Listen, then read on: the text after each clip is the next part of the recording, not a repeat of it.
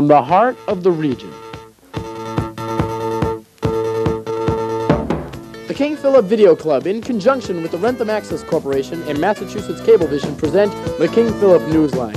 Operated and reported by the students of King Philip, bringing you the sports and issues that affect you and your community. And now, from the Wrentham Access Studio, the King Philip Newsline. Good evening, and welcome to this edition of the King Philip Newsline. I'm Fred Herder, your anchor person, along with Audrey Ayotte with news and Holly Curtis with sports. When we return, we'll have an interview with a former drug addict, footage of the recent visit of the Navy Band here at King Philip, and the weekend weather preview, so stay with us. Good evening, I'm Matthew Lazar, and I'm going to be bringing you the latest details on the storm we're going to have this Friday.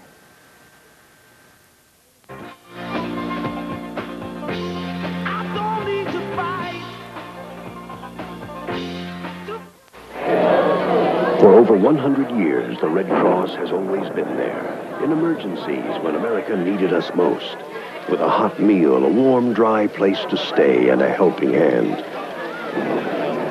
But without your time and money, there would be no Red Cross. And where would America be without the Red Cross?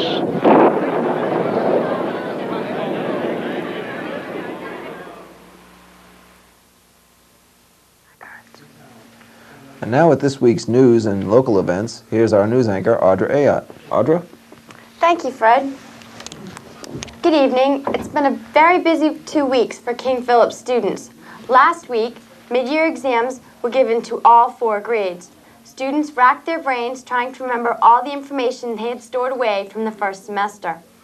2 exams were administered daily, and students were released at 12:25. The already complicated exam schedule was further complicated by the very uncooperative weather. Students took their last exams on Tuesday. Yesterday, juniors and seniors had an assembly period 3. The assembly was a welcome break after all their studying. The Northeastern Navy Show Band played a combination of jazz, big band, and popular music to entertain the juniors and seniors.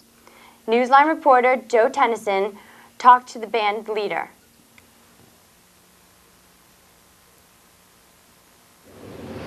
Hello, I'm Joe Tennyson. I'm here with Navy musician Dave Sahara. He's with the Navy Band that's recently played at the high school. What are you visiting the high schools for? Well, primarily for recruiting reasons.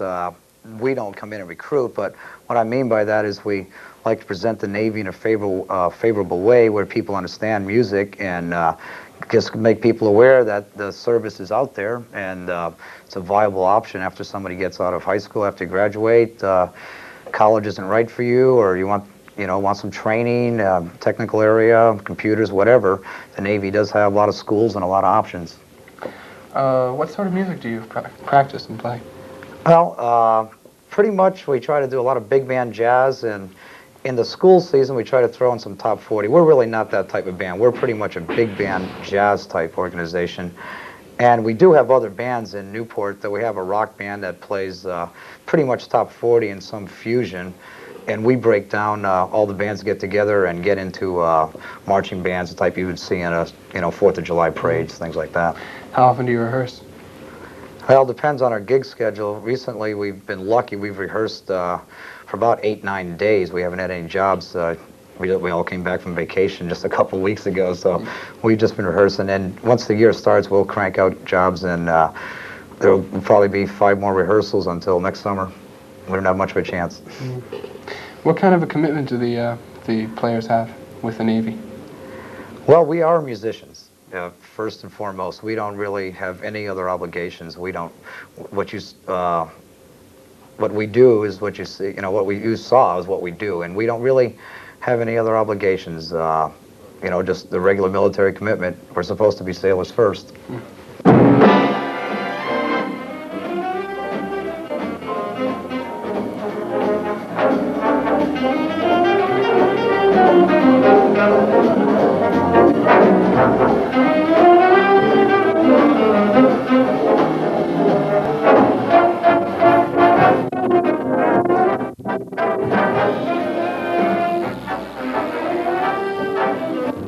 Now back to the studio.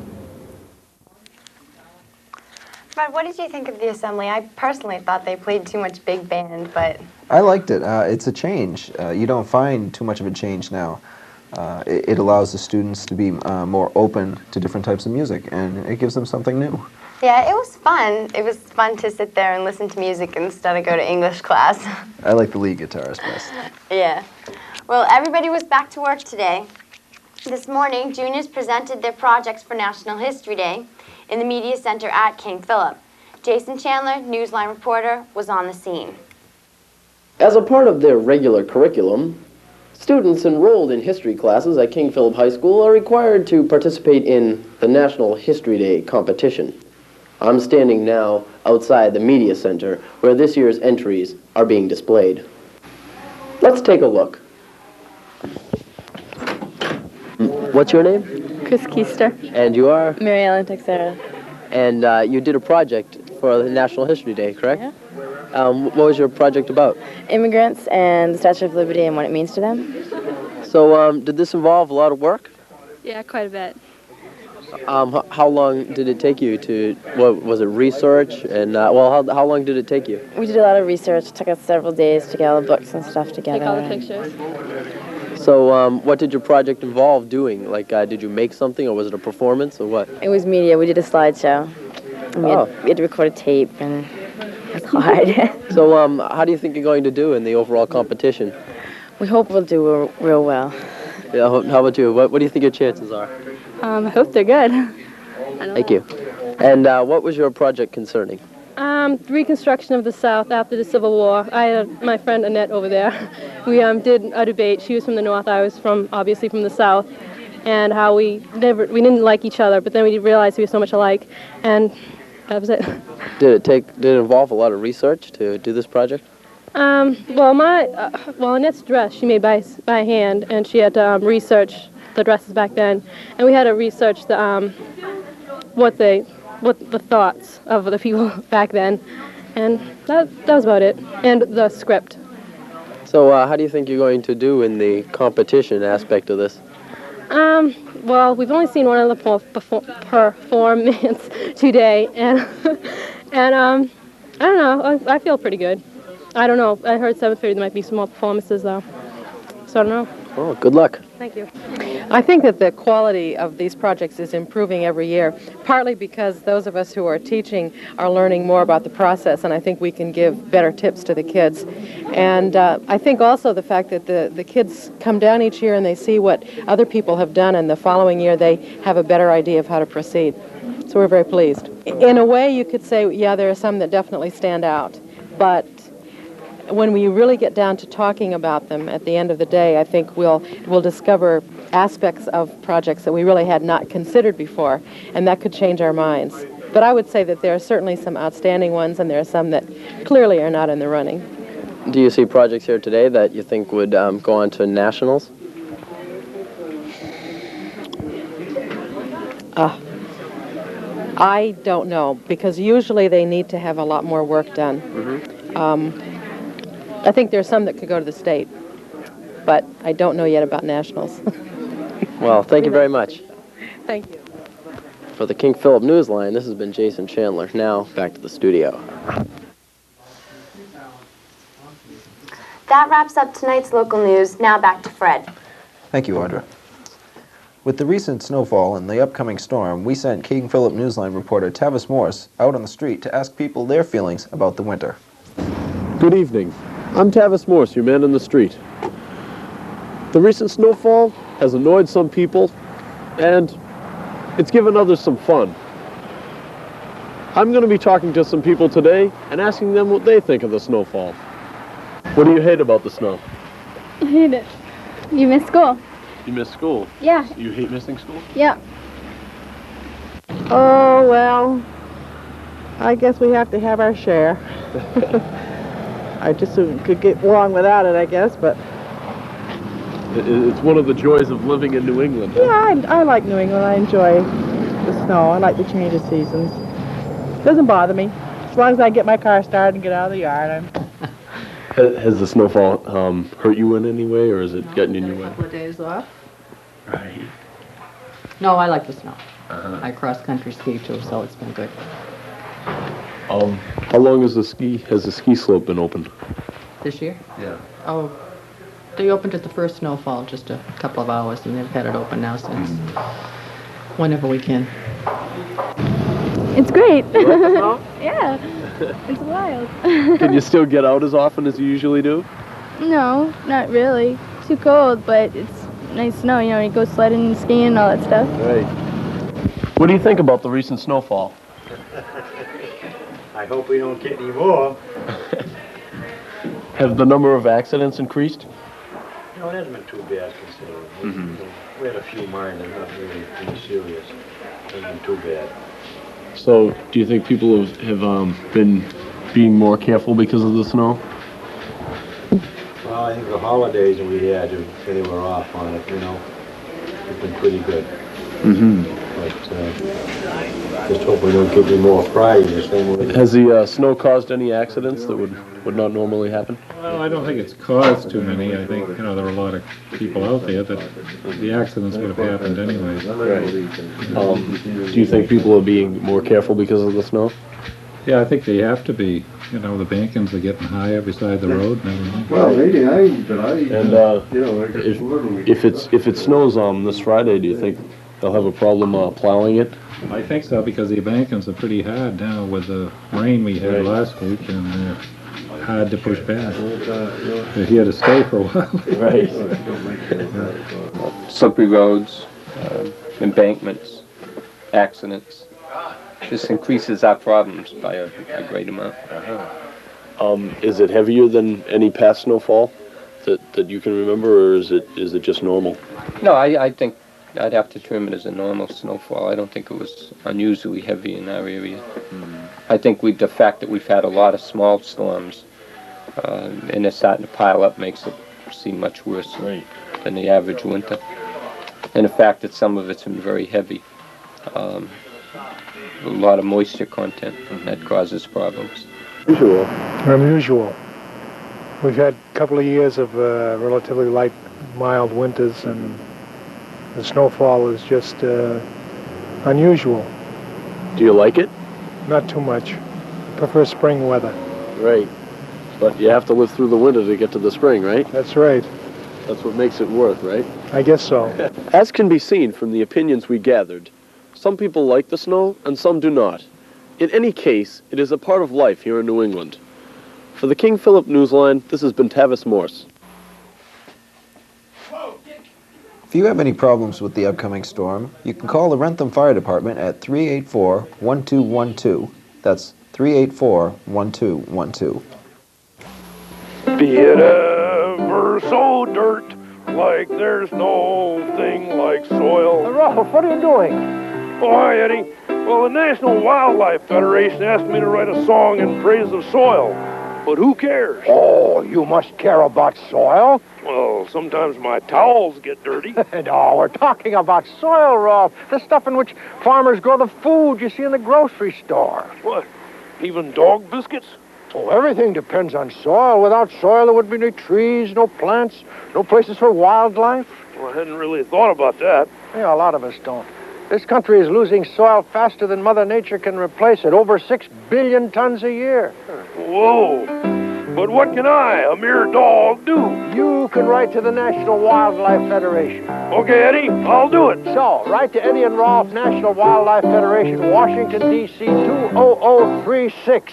Yeah, you do that. Tonight, Cable 8 reporters got an exclusive interview with a recovering drug addict about his ordeal with chemical substances.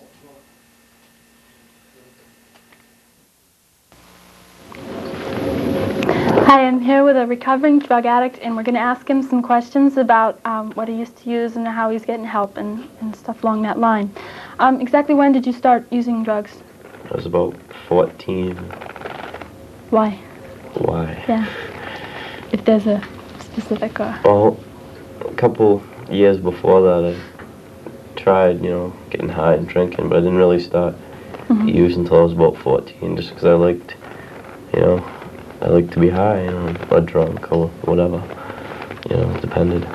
So you use both drugs and alcohol. What kind of drugs specifically? Well, just whatever I could get my hands on at the time. You know, it didn't really matter.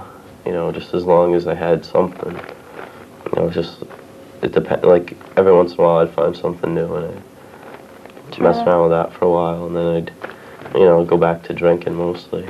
Yeah. What about the money? Where'd you get the money for all this stuff?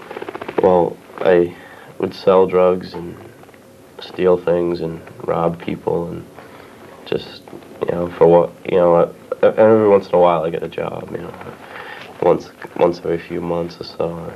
But a job never really lasted long enough because, you know, it was easier to deal drugs to get money to do them.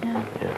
What about the people you dealt with? Did you feel any like responsibility towards what happened to them and their cases at all? No, not really, because, you know, if they wanted it, they got it, you know, and then whatever they did with it after that wasn't any business of mine. You know? Yeah. What about like just the whole situation as far as it went with you? Did you notice it like changing your personality or having any effects on your life? Or, yeah, well, at first it didn't really, you know, but after a while it started becoming like the thing that was most important to me, you know, nothing else came even close to being as important as that, and if anything got in the way of that, you know, I'd get rid of it as fast as I possibly could, you know. So it kind of consumed you? Yeah, kind of like, you know, school was like the first thing to get in the way of that, and that was like the first thing to go. Yeah. And then, like, other things followed, like, you know, and it tended, like, after a while, you know, if I even had one drink or did any kind of drugs whatsoever, I wouldn't be remembering anything, you know, for the next 2 or 3 days. And it was like I couldn't say what I was going to do, you know, after even one drink after a while, you know, before I could be reasonably sure what I did and what I was going to do. Did it take you a long time to get dependent on what you were using, or did it? Well, it took a long time to get physically dependent on it. Yeah. But, you know, it took me a couple of years to get physically dependent on booze. But, like, when I started doing coke, it was just, like, a snap of the fingers, and that was it, you know. I couldn't... It depends on what drug it was, you know, and if you get hooked on one, the others are just going to follow right along after it. And was it relatively easy to get a hold of all these things? Like, I mean, it wasn't a problem. What about overdoses? Like, did you think about overdose as a thing that would happen to you, or did yeah, I thought about it a lot because it happened to a lot of my friends, you know, and you know, sometimes they lived, and, you know, most of the time they lived, you know. It's an overdose, everybody thinks that's only when you die, you know. People, like, an overdose is just when your heart stops, you know. And like, it happened to me once before, too, and, you know, my friends, like, got me out of it, you know, but if they hadn't, you know, I probably would have died or something, you know. What ended up influencing you to decide to do something about the problem? Oh, was it?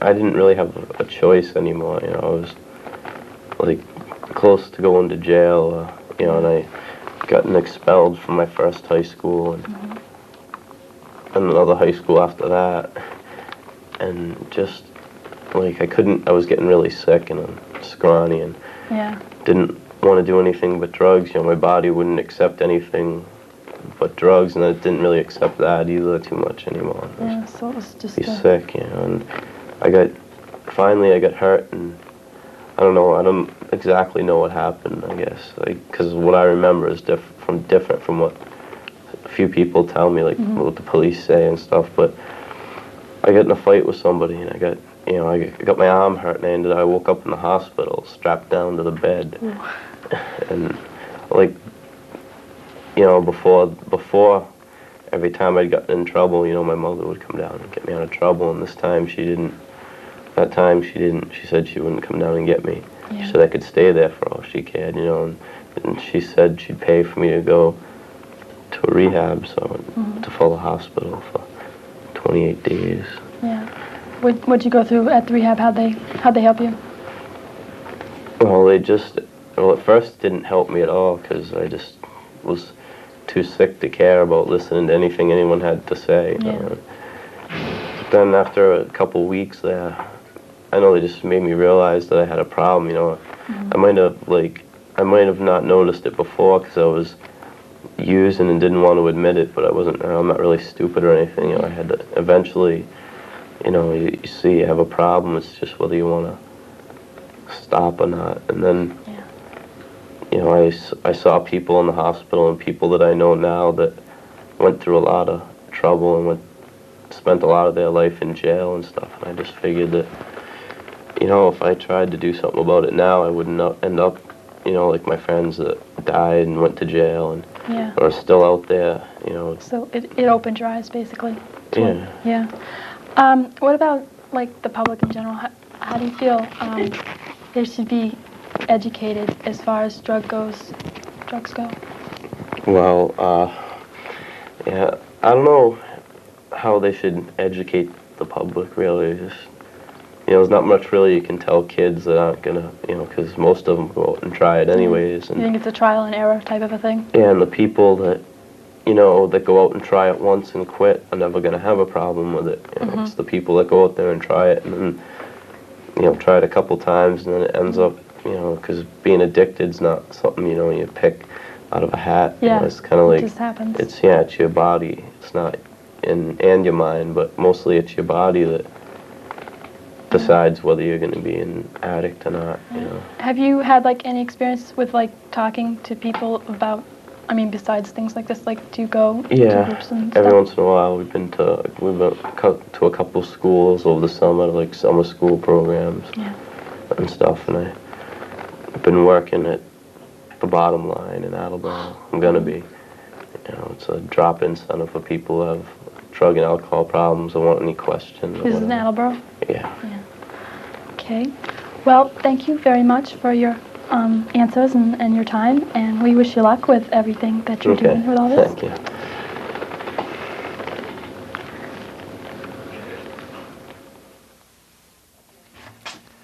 And now with this week's local sporting events, here's our sports anchor, Holly Curtis. Holly?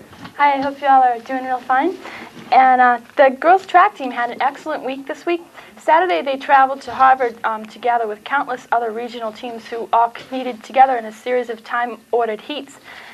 King Philip certainly had nothing to be ashamed of.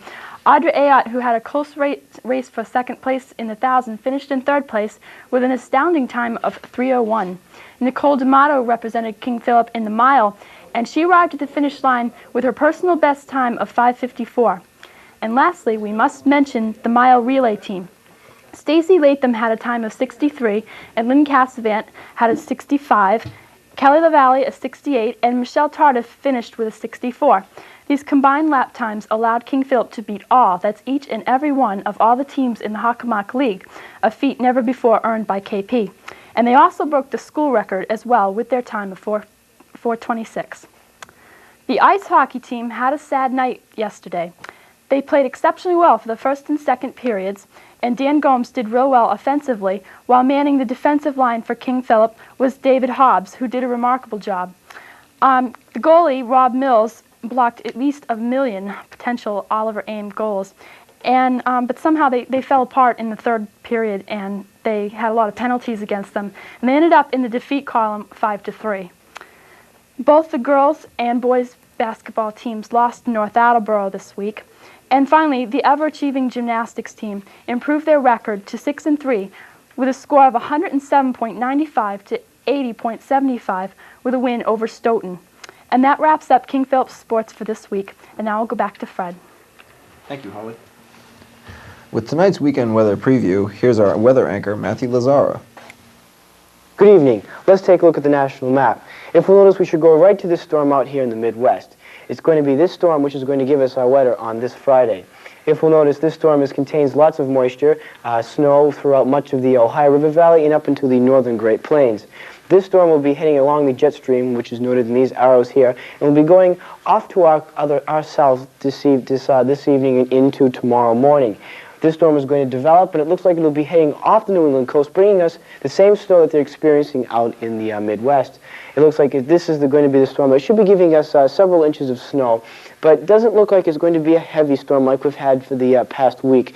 It looks like it's only going to be bringing us moderate precipitation as compared to the heavier precipitation that we've been used to. However, the thing that will make this storm very unusual, it's going to happen when we have astronomically high tides, and we're going to have some coastal flooding along the Cape and the islands as this storm does go through. If we'll notice now on the eastern seaboard, we have two high-pressure areas dominating the weather. It looks like these high-pressure areas, in conjunction with an upper-level low, which is centered right here, could affect this storm and determine its true path around New England. If you'll notice down south, we have very dry air in the south, which is unusual. If it was very moist, we'd be getting another heavy snowstorm like we're used to these past couple of weeks. Going up into Canada, we notice we have the normal cold, which is going to allow us to have that snow, and there'll be no change over terrain unless you're on the south-facing coasts of New England. Going on to the west coast, we'll notice the jet stream takes a dip down, taking this delightful air, keeping it down here in California in the southwest. They've had a lot of snow lately, and this is a nice break for them. While up in the northwest, we're experiencing yet another storm. This will be affecting our weather pattern come Monday and Tuesday of next week. Going on to the storm stats, if we'll notice, this is only going to be a 4.5 storm compared to the 10 of blizzard of 78. It'll only be a very moderate snowstorm with no heavy precipitation, just 4 to 8 inches if we'll notice as we go over to the other map over here. If we take a look at the calm before the storm, our next storm, which will be on Monday, it looks like we're only going to have 4 to 8 centimeters in this central region of New England. It looks like only the Cape will have lesser amounts, as they do have that possibility of a changeover to some sleet and possibly rain along the south-lying coast. However, up in Vermont, since they'll be much farther away, Vermont, New Hampshire, and northern Maine, they'll only receive up the 4 inches, of course, because they'll be so far away from the storm, which will be tracking way to the south of New England. Taking a look at the forecast, today we had bright sunny skies with winds out of the north, and temperatures were only in the 20s. Tonight we'll have increasing clouds from that storm. Temperatures will be changing into the north-northeast, and temperatures will be falling only into the teens. Tomorrow we'll have snow by noon. It looks like we'll have winds changing into the northeast and becoming strong. Temperatures will stay in the 20s, and we'll only be getting that 3 or 4 inches. Looks like we'll have some problems come rush hour. And the extended outlook is for more snow ending on Saturday, and it looks like we'll have another storm come Monday, Tuesday. Keeping in mind when this storm does go through, it'll be giving us that moderate snowfall into Saturday, and it will, of course, also bring us that snowfall throughout the rush hour on Friday. So we'll have to keep that in mind, especially when driving around at these times. This has been Matthew Lazar for the Weekend Weather Preview. Now back to the studio. We here at the King Philip Newsline appreciate your comments and suggestions. Send them to the King Philip Newsline, care of the Wrentham Access Corporation, Post Office Box 668, Wrentham, Massachusetts 02093. That's the King Philip Newsline, Post Office Box 668, Wrentham, Massachusetts 02093. For Audra Ayotte, Holly Curtis, and the rest of the Newsline staff, I'm Fred Herter. Good night.